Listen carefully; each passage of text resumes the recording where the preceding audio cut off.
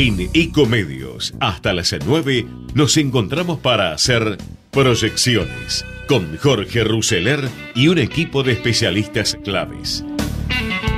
Un informe sobre la economía, las finanzas, los mercados y el resto de la actualidad, imprescindible para tomar las mejores decisiones.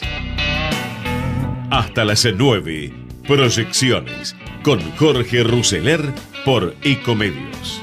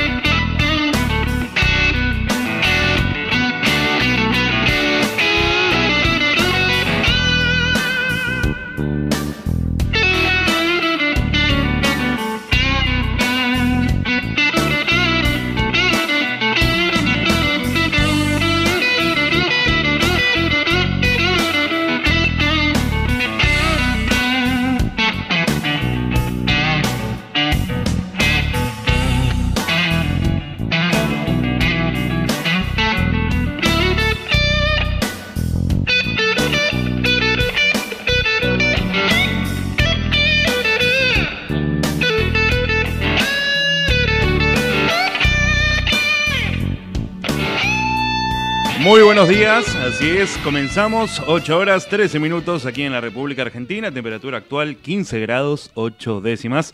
Se encuentran en proyecciones aquí en Ecomedios, quien les habla, Kevin Rousseler. Un día frío pero adecuado con la estación en la cual nos encontramos. También los saludo afortunadamente, ¿no? A Javier Martínez. ¿Cómo se encuentra, Javier? ¿Todo bien? También difícil, también está un poco contrariado por la situación del tránsito actual, pero bueno, las vicisitudes, estos pequeños imponderables siempre se van a presentar en la Argentina, y también está bien que ocurra, está bien, raro sería lo contrario, entonces a veces que la costumbre, mejor conocido que malo por conocer. Espero que la estén pasando bien, espero que estén en un momento grato, que estén en el trabajo o que estén en planes de llegar, si están en las casas. Recuerden que nos pueden escuchar a través de la radio, por supuesto, AM1220, en la aplicación, si quieren, también se la pueden descargar. Ecomedios tiene su propia aplicación en la Play Store, Ecomedios, y a través de la web ecomedios.com. La idea es proyectar de aquí en adelante lo mejor, lo más importante en la jornada.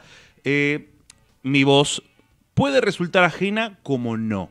No soy últimamente las voces que suelen sonar en esta radio.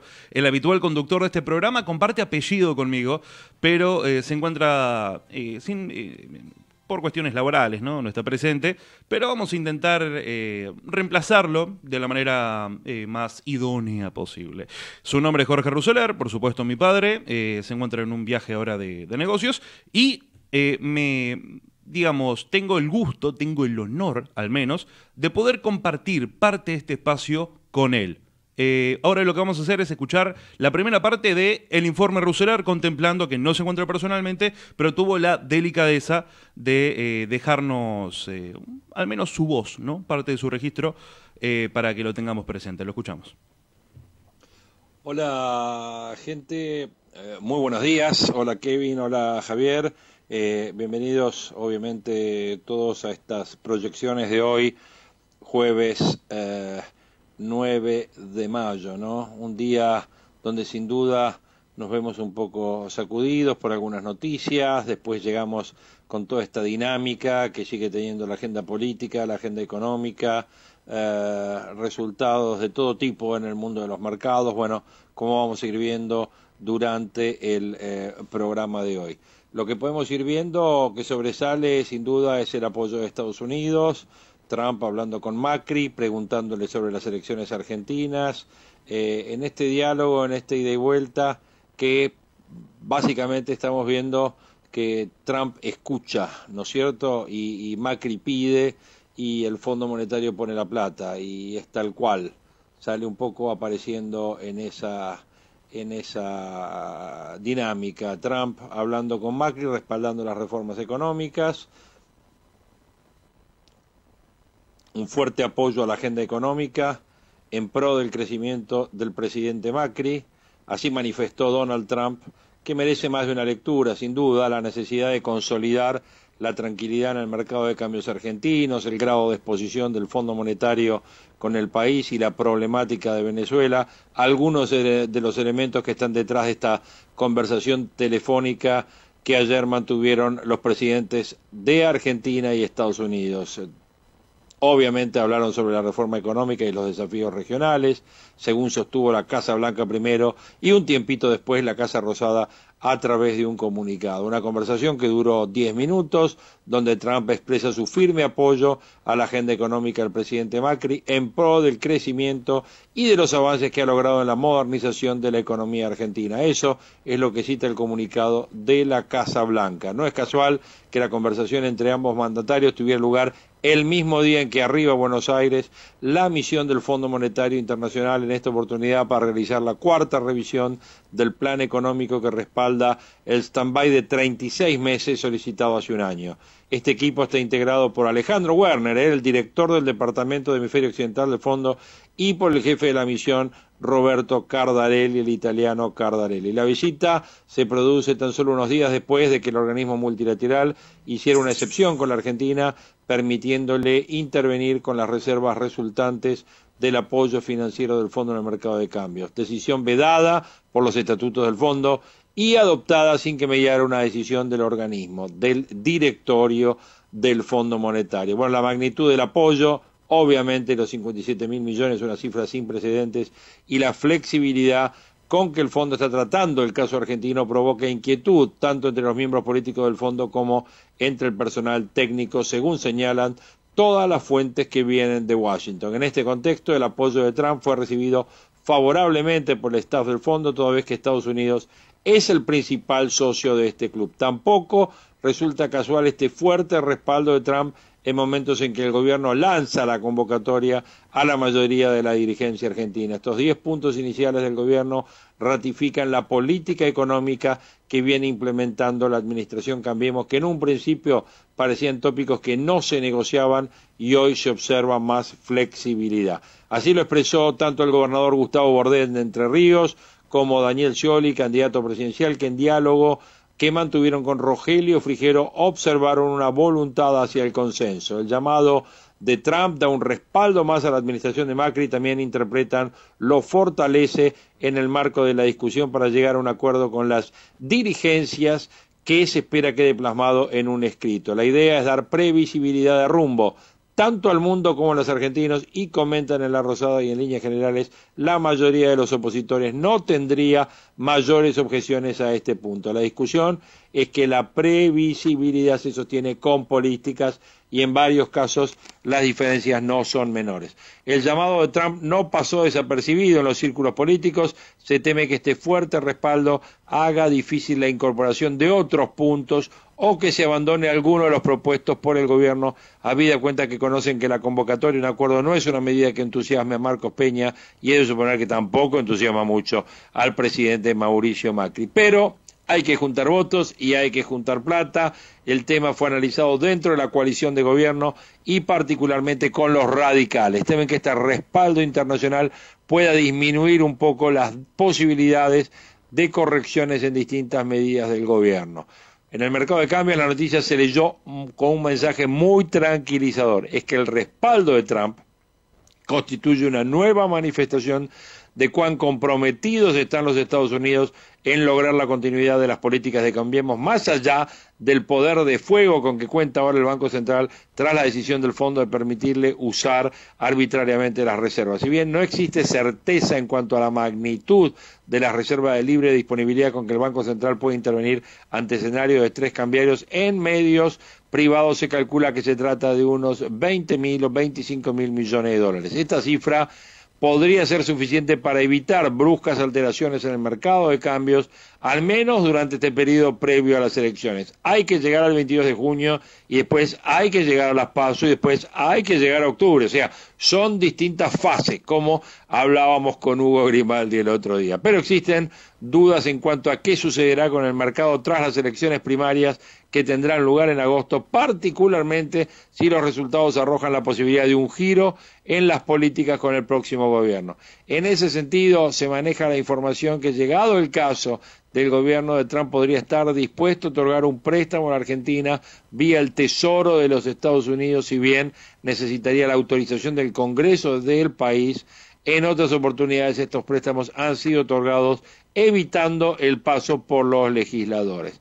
Aparte de la situación argentina, la relación de la administración Trump con el gobierno tiene un interés geopolítico a partir de la difícil situación por la que atraviesa Venezuela. En tal sentido, en la Casa Rosada se comentó sobre el cierre de la conversación telefónica. Los mandatarios manifestaron su preocupación por la continuidad del régimen de Nicolás Maduro.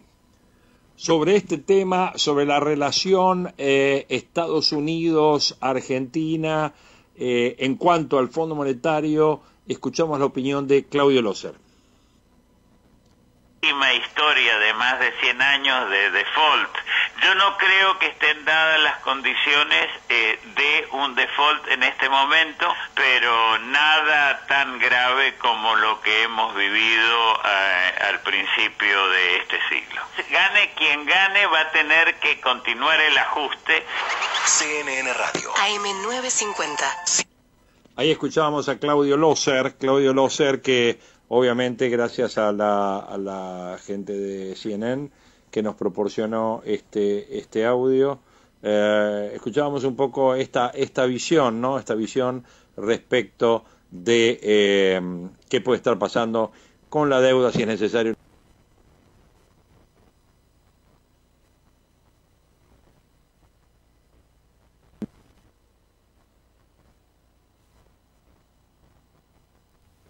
Bueno, lo escuchábamos a Jorge. Interesante saber, en definitiva, que en los Estados Unidos están siguiendo muy de cerca de cara a lo que es o lo que podría llegar a ser las elecciones aquí en la República Argentina, ya de cara a octubre de este mismo año.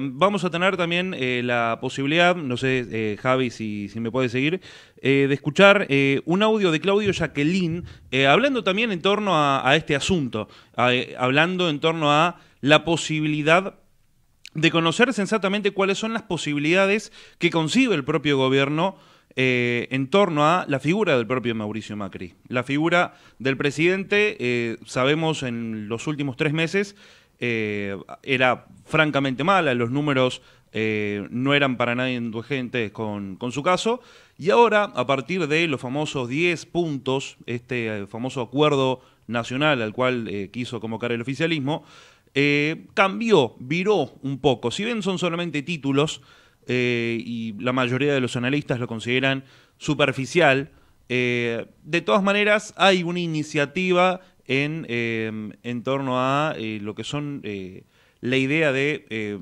bajar el déficit fiscal, la idea de bajar impuestos.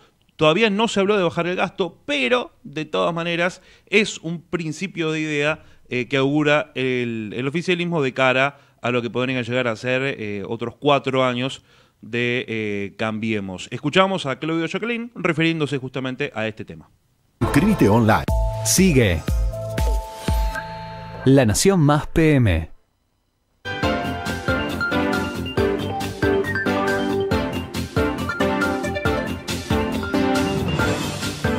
Bien, recién te lo decíamos antes de irnos a la pausa. ¿Macri mejora en las encuestas? Esta respuesta la tiene Claudio Jacqueline. Bienvenido, Claudio. ¿Cómo estás? Bien, muy bien. A ver, acaban de conocerse 2 encuestas que dicen Macri mejoró.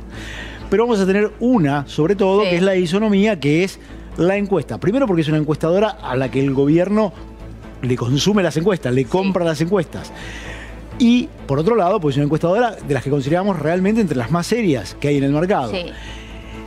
En esa encuesta muestra que la brecha que había frente a una segunda vuelta, que la misma gente de Isonomía, tanto antes como ahora, dice, es un escenario muy hipotético. Sí. Y es muy hipotético porque la gente no está frente a esa hipótesis real en las condiciones, porque uno no puede aislar y poner como si estuviera en un laboratorio a gente que la aislamos de todo y responde sin tener en cuenta el contexto y las circunstancias en las que llega al voto. Exacto. Cuando además una parte de los que en una elección muy apretada, como ha sido la última, las 2 últimas, define el voto en las últimas 48 horas o camino de la mesa de votación. Bien. Primer punto. Eso hace que tengamos que tomar como muy relativo todos los escenarios de segunda vuelta. Segundo elemento, hay una cosa que cuando se trabaja con encuestas, hay una máxima para el periodismo que es, ¿y cuál es la ficha técnica? ¿Qué es lo que sabemos de cómo se hizo esa encuesta? Claro, ¿cuál fue la metodología? ¿Cuál fue la metodología? ¿Qué universo se tomó? ¿Cuánta gente? ¿Es total país? ¿Es provincia? ¿Es capital y provincia? ¿Es un universo que es representativo? Bueno, acá, y ese es un punto muy importante porque pocas veces y muchas veces los medios no tienen en cuenta cuando difunden encuestas. ¿Cuál es la ficha técnica? ¿Qué dice la ficha técnica? Y acá hay un punto muy importante. A ver. Para decir, guarda que no es tan comparable una encuesta con otra, si bien es de la misma empresa, si bien el número de casos es el mismo, casi 2.400. Hasta ahí estamos igual, hasta ahí es comparable. Hasta acá podemos decir que estamos en el laboratorio y aislamos variables que son las mismas. Bien. Sí, perfecto. Entonces, digo, las condiciones de aire, de humedad son todas las mismas. Todo lo mismo. Hasta acá estamos Hasta bien. ahí podemos. Perfecto. Pero hay un detalle. En las encuestas, una de las modos de encuestar, de saber qué es lo que opina la gente, hay básicamente tres, que son lo que se llama IBR, es una máquina que llama a distintas casas, a distintos teléfonos. Que le ha tocado a alguno de ustedes que están en casa seguro. ¿Qué hace Todos que nos han llamado proliferen las encuestadoras? Proliferen las encuestadoras porque es muy barata. Con $5.000 te compras una máquina y haces encuesta. Y haces encuesta. Exactamente. Mirá, ese es el costo. Ese es el costo. Mirá. Ahora, ¿cuál es el problema? Primero, tenés que ponderar, tenés que definir el universo sobre el que consultás, tenés que revisar. Y, por otro lado, no sabés quién te atendió, si te atendieron, si no te atendieron, cómo fueron todas las variables que tiene que una máquina esté llamando a tu casa y que vos pongas el dedito o lo ponga tu hija o lo ponga X. Que no tiene nada que ver y que no le interesa. Es muy poco personal. Sí, tenés una prima que vive en Estados Unidos y aprieta el dedo porque está visitándote en tu casa. Sí, o un hijo que está aburrido y atendió y toca cualquier cuestión, tal cual. Cualquier opción. IBR. Katy es llamadas telefónicas por un encuestador que habla con una persona y le pregunta algunas condiciones de cuál es sus características, qué edad tiene, cuáles son sus ingresos, qué estudios tiene, etcétera, y define un universo. Perfecto. La otra es la presencial, domiciliaria o por la calle. Te agarran en la calle y te dice, ¿usted dónde vive? Vota acá. Esta encuesta, y volvamos al punto, quizás sea aburrido esto, pero creo que es importante que todos los que miran encuestas, que todos los que están pensando, ¿y será cierto? Primero miren la parte de abajo. Claro, a ver cómo se hizo. Fundamental para entender qué se hizo. ¿Fue por teléfono? Yo les aconsejo, antes miren a quién consultaron. Porque de alguna manera lo que le dice la ficha técnica es a quién consultaron y cómo lo consultaron. Estas dos encuestas, una que es la de los 9 puntos de diferencia, yo te diría, es la que tiene la metodología que permite ser más asertiva en términos predictivos. ¿Por qué? Porque fue mixta entre los dos sistemas que son mejores, el CATI y la presencial. Perfecto. Dejamos del lado del aparatito telefónico. IBR lo dejamos ahí porque son buenos para hacer tracking, para hacer seguimiento de las encuestas, pero no para que sea la que te defina una encuesta. Esa es la famosa encuesta que conocimos hace un tiempo. Es la de los 9 puntos. La que sacudió los mercados, la que según el gobierno hizo que volara el dólar, volara el riesgo país, etcétera. Encuesta conocida ayer, 4 puntos de diferencias, Cristina, en segunda vuelta, es decir, se achicó la brecha en 5. Cuidado, esa encuesta es hecha solo con Katy, es decir, llamados telefónicos. Y todo el mundo hoy, todo el mundo está planteándose cuidado, y después lo vemos cuando vamos a las elecciones, y che, no coincidió, ¿viste? Pero mira, la diferencia que uso, no fue esto lo que nos estaban diciendo. Bueno, ¿cuál es el problema? Porque aún con las mejores metodologías, mucha gente no quiere contestar, está harta de contestar porque está lleno de llamaditos del IBR de la máquina, porque cada vez hay menos teléfonos fijos, porque la mayor cantidad de teléfonos fijos están en las personas de mayor edad. Es cierto. Porque no abarcan a todo el universo, y ahí entra lo que es otra parte, y me parece importante también explicar lo que es la ponderación. ¿Qué es la ponderación? Bien. La ponderación es que no toman el universo de la encuesta y dicen, bueno, dio 40 para este, 35 para este, 38 para este. Después lo que miran es cuánta gente de este sector socioeconómico, cuánta gente de esta edad, cuánta gente de este lugar geográfico, porque eso no es igual y no tiene el mismo peso en una encuesta. Entonces, y ahí está el arte de quien maneja una encuesta. Claro. Dice, bueno, si acá me contestó el 20% del universo de los mayores de 50, cuidado porque esto puede tener un desvío que sea para este lado, un sesgo que sea para este lado. Si acá me contestó solo el 10% del universo de los que tienen educación primaria exclusivamente, me da otro sesgo, porque en ese segmento se vota más para tal o para cual. Claro, bueno, y ahí está el análisis profundo y ahí está la diferencia entre una buena encuestadora y otra, ¿no? Porque si no sería... Exactamente. Todos seríamos encuestadores. Entonces, a la hora de ponderar hay un peso de la evaluación subjetiva que tenga la persona, con un conocimiento técnico muy preciso. Entonces, cuidado porque en estas encuestas estamos viendo universos de gente que no contesta, universo de gente que contesta que no es la gente que debería contestar a esa encuesta, universo de gente que no está ponderada suficientemente.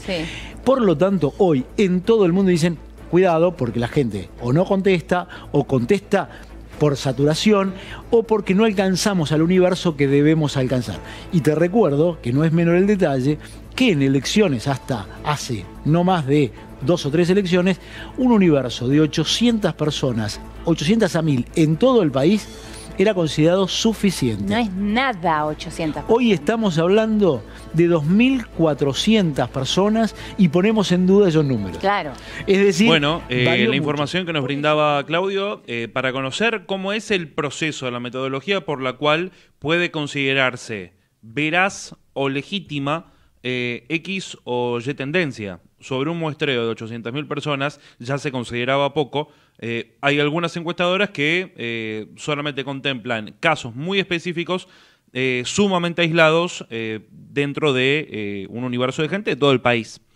Entonces es interesante saber, es bueno saberlo. El gobierno, por supuesto, lo tiene muy en cuenta. Y nosotros, de momento, lo que tenemos que hacer es parar el carro, pensar que las nubes están empezando a asomarse y quizás sea el momento preciso para, con un poco de música, despertarnos con el momento despertador. Proyecciones, para estar siempre en tiempo.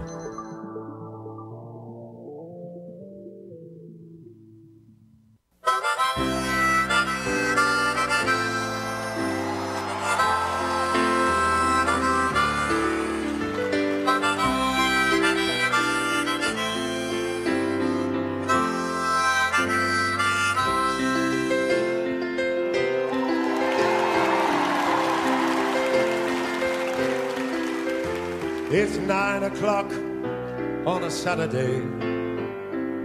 The regular crowd shuffles in.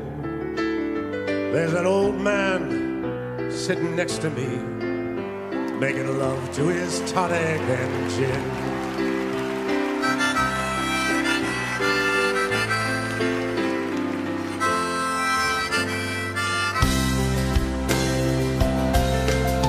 He says, son, can you play me a memory?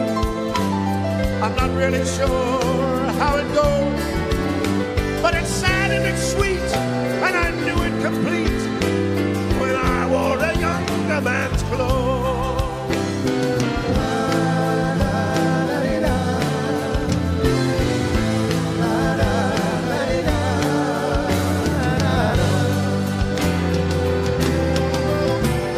Sing us a song, you're the piano man. Sing us a song tonight. Well, we're all in the mood for a melody. You got us feeling all right.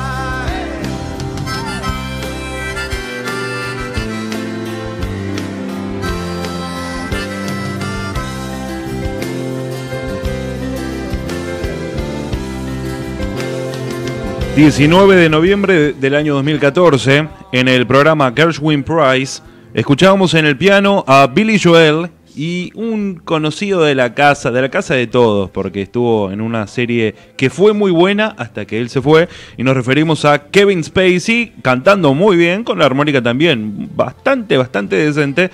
...y recordamos que Billy Joel cumple 70 años... ...y lo homenajeamos de esta manera.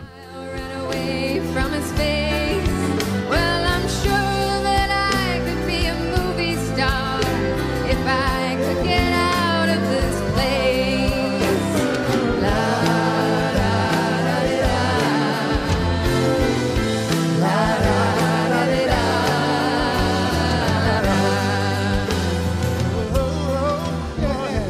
Pa's a real estate novelist who never had time for a wife. And he's talking with Davy, who's still in the Navy, and probably will be for life.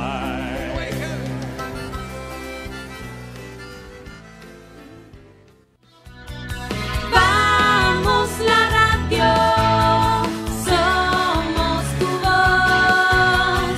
Vamos con Eco, siempre la verdad y la mejor información.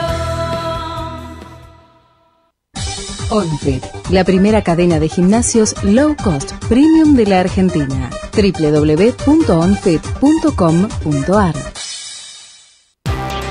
¡Ay, pero qué tarde! ¿Qué se me hizo? Me tengo que apurar porque si no, no llego.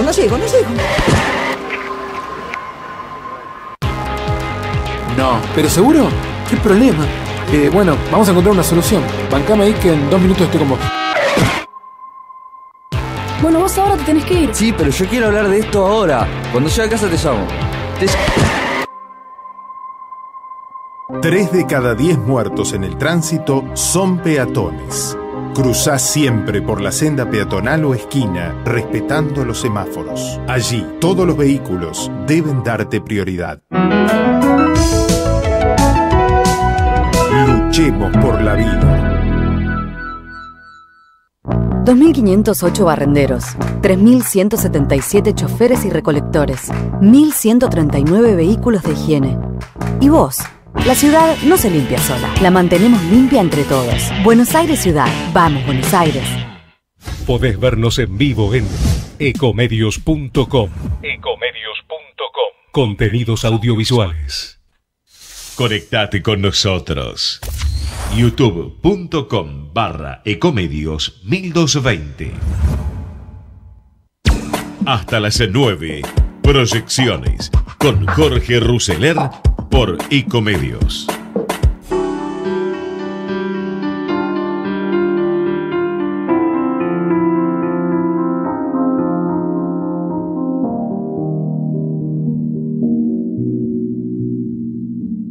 Estuvo Pilar Raola hoy en la Feria del Libro, la ensayista, y Mariana Mactas la entrevistó.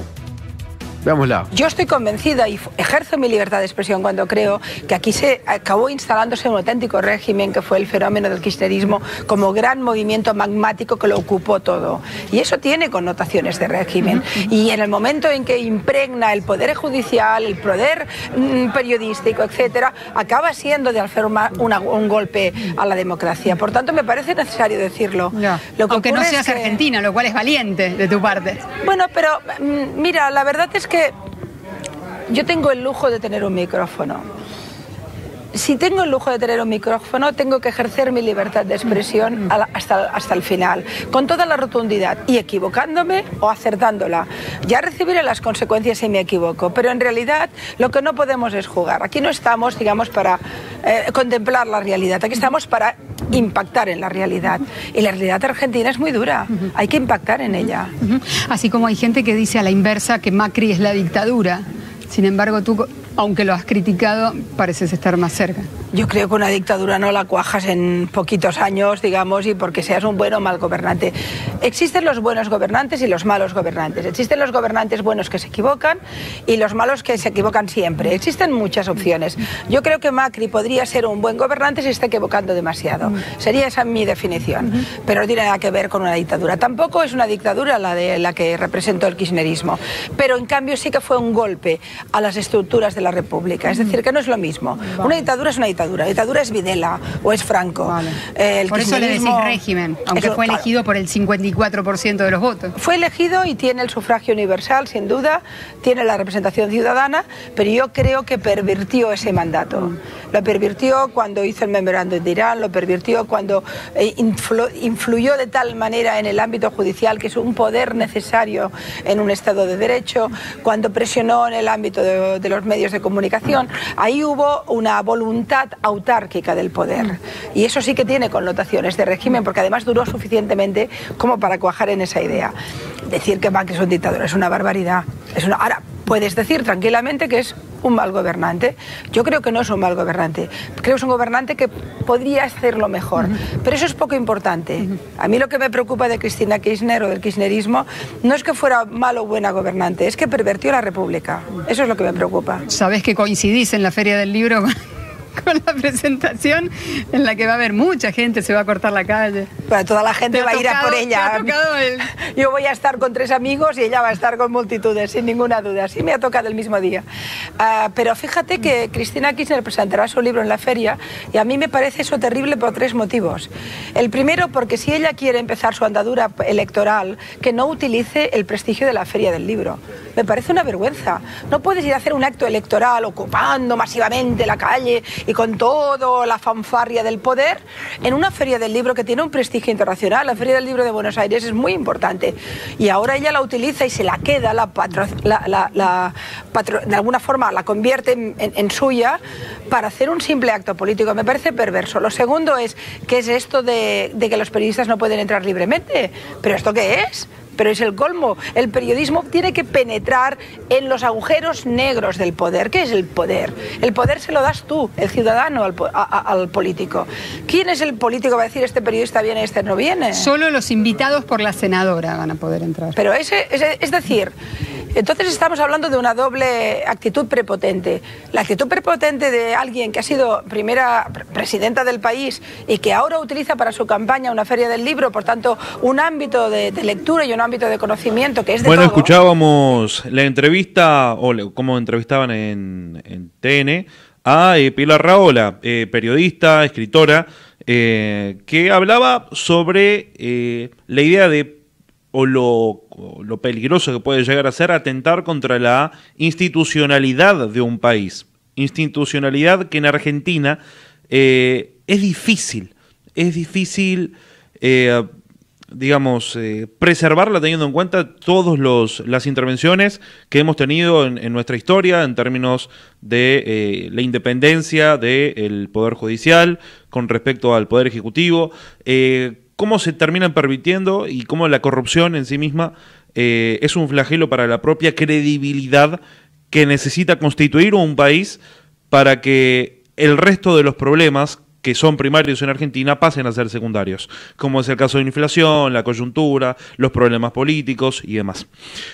Jorge, desde ya, siempre tendrá que ocupar un rol protagónico en este lugar. Recordamos, 8 horas 45 minutos, actualmente 16 grados, aumentó 1 grado la temperatura, y vamos a escuchar la segunda parte del informe de Jorge Enrique Ruseler. Bueno, como vimos antes, ahí estaba la sorpresa y el estudio que siempre hay que tener en cuenta con todo el tema de las encuestas, ¿no? Obviamente no todas las encuestas son iguales, no todos miden lo mismo y no todas se hacen de la misma forma. Bueno, me parece que la nota con Claudio Jacqueline fue más que elocuente. Bueno, para despedirnos, tengo una perlita. Estamos yendo para Rosario, ustedes saben, mañana vamos a estar transmitiendo desde allá. Tengo una notita que me mandó Gerardo Bongiovanni, el director de la Fundación Libertad, donde se refiere y analiza a Maduro y al kirchnerismo. Es una perlita, con lo cual nos vamos, lo escuchamos y nos vamos, lo dejamos ya con todo el equipo de Hugo Grimaldi, con Periodismo Diario, después viene Carlos Clerici, y bueno, en una mañana totalmente cargada de información, en un día que obviamente va a estar ahí prendido a ver qué pasa a la tarde con la presentación en la Feria del Libro, ya una Feria del Libro que viene con toda la polémica de todo el periodismo respecto de la seguridad, de Cristina, si hay candidatura, si no hay candidatura, de cuánta gente va, bueno, en fin, todo eso que seguramente lo vamos a estar charlando mañana por la mañana y ustedes lo van a estar viviendo minuto a minuto por Ecomedios en todas sus plataformas. Así que bueno, los dejo con Gerardo Bongiovanni hablando sobre Maduro y el kirchnerismo, la Fundación Libertad en Proyecciones. Nosotros nos vemos y nos escuchamos mañana a las 8 de la mañana. Gracias Kevin, gracias Javier y bueno, ya los dejo con Gerardo Bongiovanni. La crisis de Venezuela, de esta crisis terrible que está azotando a este querido país del norte de Sudamérica, es que ha puesto de manifiesto la enorme miseria moral, podríamos decir, del kirchnerismo aquí en la Argentina. Es verdaderamente dramático observar cómo todo el kirchnerismo, desde la propia Cristina para abajo, salen a defender y apoyar a Maduro. Curiosamente, graciosamente podríamos decir, lo hacen bajo el pretexto de la no intervención. Ellos que trajeron a Chávez un montón de veces a la Argentina, ellos que organizaron aquel famoso acto en Mar del Plata con Chávez y Maradona, recuerdan, como oradores centrales, en una evidente intromisión en asuntos de otros países, algo que Chávez hizo permanentemente y de una manera ostensible, y el kirchnerismo ahora dice defender al gobierno de Maduro en aras de ese principio. Es notable entonces ver cómo algunas personas que se dicen demócratas, incluso algunos intelectuales o periodistas, algunos incluso aquí de nuestra zona, que tienen una trayectoria en defensa de la democracia y que hoy se encolumnan al lado de Maduro, al lado de ese gobierno dictatorial, represor de su propio pueblo, que no solamente lo reprime y que ha causado una cantidad de muertes en esas marchas que intentaban ser pacíficas pero terminaron siendo violentas a partir de la represión del régimen, sino también que está hambreando a su pueblo y provocando una verdadera crisis humanitaria. Hay 3,5 millones aproximadamente de venezolanos que han debido votar con los pies, como se dice comúnmente, han debido salir espantados de Venezuela para ir a buscar refugio a otros países, que en muchos casos desde luego no son países ricos. Claro, hay algunos que se han ido a Estados Unidos, hay muchos que han ido a España, pero también Colombia está llena de venezolanos, Panamá está llena de venezolanos, Chile está llena de venezolanos y por supuesto hay muchísimos también en la Argentina. Uno los ve muy parecido a lo que ocurrió con Cuba, profesionales, muchos de ellos, bien formados y que están manejando un taxi o que trabajando en el delivery o haciendo de mozos en cualquier restaurante o bar. Desde luego que no son oficios para nada indecorosos, pero esto muestra el deterioro que se ha producido en aquel país. Y el kirchnerismo, como lo hizo entonces, ahora también al lado del chavismo, al lado de la peor cara del chavismo que viene a ser Maduro, insisto, no se le cae la cara de vergüenza a estas personas que se dicen demócratas, que dicen defender la paz, que dicen defender el desarrollo social, de apoyar a un gobierno tan represor, tan inhumano y que ha llevado a Venezuela a esta situación. Es importante tomar nota de esto, es importante tomar nota del discurso que tiene el kirchnerismo bajo presión, porque parece ser en algún momento que se quieren ablandar, que quieren parecer más moderados, más buenos, pero cuando le apretan los pies salen estas reacciones que son las que marcan esa pura estirpe del kirchnerismo, que es su vinculación, su simpatía y su afecto por gobiernos autoritarios. Estamos con un neurólogo, neurocientífico, bestseller además, político, Facundo Manes, una persona que piensa sobre el cerebro y además lo escribe y lo divulga. Su último libro es Cerebros en Construcción, lo escribió junto a María Roca y habla sobre algo que es crucial, cómo ayudar a los niños a cuidar su cerebro, porque claro, como él dice, los chicos son los cerebros del futuro. Totalmente. Gracias por venir, Manes. No, un placer estar acá, muy contento. Gracias. Y no me considero político, me considero un argentino enojado con la desigualdad, con la corrupción, con no tener un sueño como país. Y bueno, y yo creo que las prioridades hay que cambiarlas acá. Y una de las prioridades es nutrir a los chicos, cosa que es un tema inmoral que está pasando acá. 40% de los chicos tienen algún tipo de malnutrición, 3 millones de argentinos con hambre. La otra prioridad es la educación.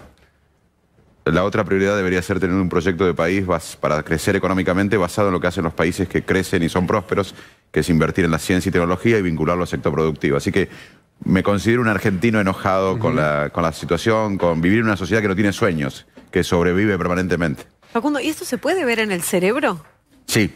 No tu enojo en el tuyo, digo, y todos los déficits de lo que estabas hablando. También el enojo activa áreas específicas. Sí, se activa. Que hablábamos de los chicos.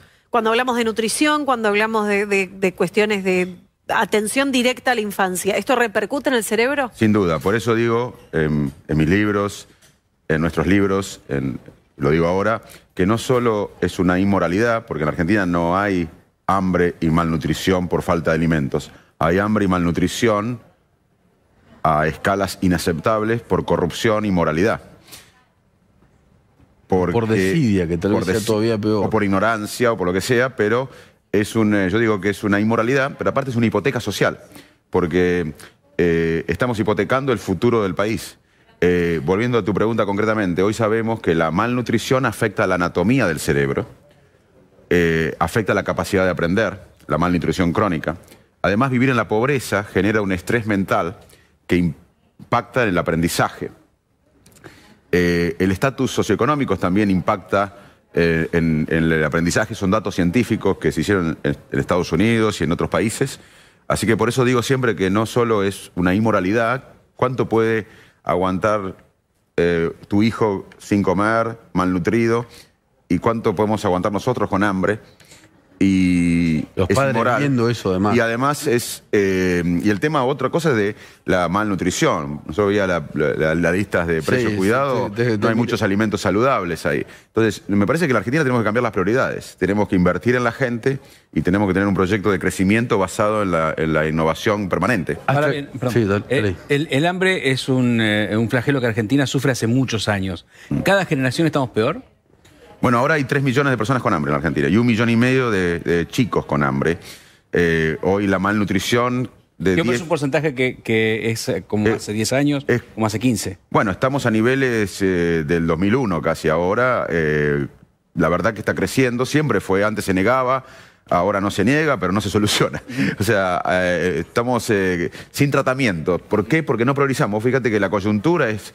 con qué político, la estrategia de tal político, la foto, el ego de los políticos, pero los políticos no ponen como prioridad resolver el hambre, la malnutrición, la salud, la educación, invertir en ciencia y conocimiento para ser más ricos como país, para generar riqueza, crecimiento económico sostenido, porque eso no da votos. Entonces, cuando Nicolás decía, Manes es político, no, lo que hace Manes es tratar, todo lo que podemos comer en Argentina, lo que podemos dormir tranquilamente y brindar a nuestra familia por lo menos comida y un ambiente cálido y pensar en el mediano plazo, somos privilegiados. Y los privilegiados tenemos que tener empatía para abrazar a nuestros hermanos y poner las prioridades en su lugar. La prioridad de la Argentina hoy es invertir en la gente y tener un proyecto colectivo de crecimiento que no lo tenemos. ¿Pero qué quiere decir eso? ¿Cómo se hace? Bueno, se hace con líderes estadistas y se hace con una sociedad civil presionando por estos temas, como fue la democracia. Vos fíjate que en el 83 había un sueño colectivo. En el 83, peronistas, radicales, ricos, pobres, nos encolumnamos en un sueño colectivo que fue la democracia. Hoy el sueño colectivo no debe ser el ego de un político, la estrategia electoral de un político. Debería ser un país con crecimiento económico sostenido, y eso se logra hoy. No hay otra manera de generando valor agregado, generando conocimiento. La riqueza ya no son los recursos naturales. Incluso se puede generar valor agregado alrededor del recurso natural y también invirtiendo en la gente, porque si no, no tenemos cerebros para generar este ecosistema del conocimiento. Sin embargo, esto no es la prioridad de los políticos hoy. Y bueno, necesitamos cambiar eso, necesitamos tener un sueño. Aparte, la mayoría de los argentinos está esperando un sueño colectivo. La mayoría de los argentinos no se siente cómodo con esta grieta que nos embrutece y nos hace más pobres. Vos recién nombraste algo, Facundo, hablaste de dormir, ¿no? Sí. Que para un cerebro es fundamental. Sí. ¿Por qué? Bueno, porque dormimos 1/3 de nuestra vida. Si cualquiera de nosotros vivimos 90 años, 30 la pasamos durmiendo. Así que algo importante tiene que ver. ¿Cuántas horas? Segundo, que no sabemos muchas funciones del sueño, pero sabemos algunas. Eso es muy interesante. No se sabe bien para qué dormimos. No, se sabe que hay muchas funciones, pero no. Si dormimos 1/3 de nuestra vida, debe haber más funciones de las que conocemos. Las que conocemos son que consolida la memoria. Por eso muchas veces soñamos cosas que vivimos el día anterior a dormir. También el sueño tiene que ver con la regulación hormonal y con el sistema inmune, pero si uno duerme mal a la noche, al otro día puede estar más irritable, menos concentrado, la capacidad de aprendizaje es menor. Así que dormir es salud. Los adultos tenemos que dormir 8 horas por día. Si no dormimos 8 horas por día, tenemos que hacer lo posible. Lo que pasa es que ahora la tecnología juega en contra. Sí, las pantallas. Las pantallas hacen mal. Pero no ¿Antes solo se dormía más? ¿Es solo la obvio, tecnología? en ¿Sí? décadas perdimos 1 o 2 horas de sueño por lo menos, en unas décadas. ¿En solo décadas? En solo décadas perdimos 1 o 2 horas de sueño que son terribles, ¿eh? Porque, ¿qué pasa? Cuando vos tenés unas pantallas a la noche de televisión, mucha gente viene al consultorio y me dice, Facundo, no puedo dormir. Entonces, primero hay que investigar si uno no está depresivo, si no tiene un problema de ansiedad, si no tiene una enfermedad que da insomnio. Si no tiene nada, puede ser que los hábitos que tiene impacten en su sueño. Por ejemplo, hay mucha gente que dice, Toman un no puedo café dormir. después en la cena. Tomen café. Otro que ponen la pantalla de la tableta, del teléfono. Y no solo es la luz. No solo es luz. Son preocupaciones, porque el cerebro trabaja muchas veces en forma no consciente. ¿Uno esté leyendo un libro y le sienta placer? No, pero hay que leer el libro en un sofá. La cama es para tener sexo y para dormir, nada más. Me gusta el orden. Al revés no se puede. Pero si uno tiene insomnio y lee, aunque sea papel, es más difícil. Uno tiene que ir a un sofá y cuando tiene sueño ir a la cama. Pero lo que hace la mayoría de la gente hoy es poner el celular o la tableta y no solo es la luz, son las preocupaciones. Uno ve un tweet, uno ve Instagram y ve la prima que no bancamos en Miami mientras nosotros nos sentimos miserables, no podemos llegar a comprar lo que queremos. Eso queda en el cerebro como rumiación, que es lo que le pasa a los ansiosos y demás. O sea que no solo es la luz, sino lo que genera un tweet. El político que no nos gusta está aumentando las encuestas. La prima nuestra que no bancamos está disfrutando mientras nosotros nos sentimos mal. O sea, todo esto es rumiación que impide el sueño. Así que hay que hacer una higiene del sueño para muchas veces lograr tener un mejor sueño. Ya sabemos, ya está estudiado cuáles son las consecuencias de las redes sociales en nuestra cabeza. Bueno, es muy buena pregunta. Sí, hay muchos estudios.